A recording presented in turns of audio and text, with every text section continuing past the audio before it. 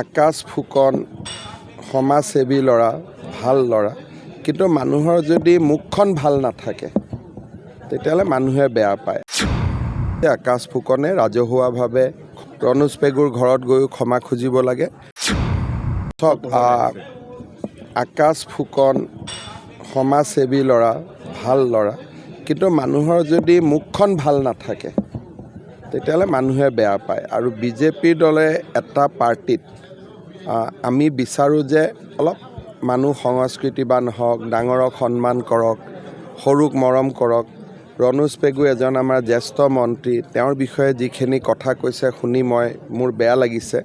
মই ভাবোঁ যে আকাশ ফুকনে ৰাজহুৱাভাৱে ক্ষমা খুজিব লাগে, ৰণোজ পেগুৰ ঘৰত গৈও ক্ষমা খুজিব লাগে আৰু আমাৰ দলটোৰ যিটো পৰম্পৰা সেই পৰম্পৰা মতে চলিব লাগে।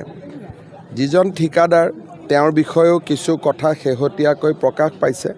মই ভাবোঁ যে এইটো ডিপাৰ্টমেণ্টে চাব লাগে যে কমপ্লিট নোহোৱা কাম এটা কেনেকৈ কমপ্লিশ্যন দেখুৱাইছিলে সেই বিষয়ে ডিপাৰ্টমেণ্টে চাব। তাত মোৰ ক'বলগীয়া একো নাই, কিন্তু মোৰ দলৰ মানুহজনৰ যদি কথা আচাৰ ব্যৱহাৰ ভাল নাথাকে মানুহে 10জনে মোকে প্ৰশ্ন সুধিব যে আপোনাৰ দলত কিয় এনেকুৱা মানুহৰ ডেকা বয়সত ভুল হয়।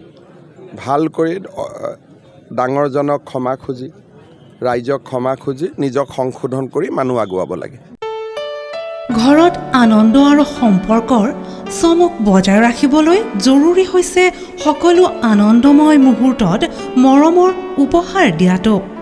সেইবাবে মধুশ্ৰী জুৱেলাৰ্ছে আনিছে সকলো ৰঙীন ক্ষণৰ বাবে বিশেষ গহনা।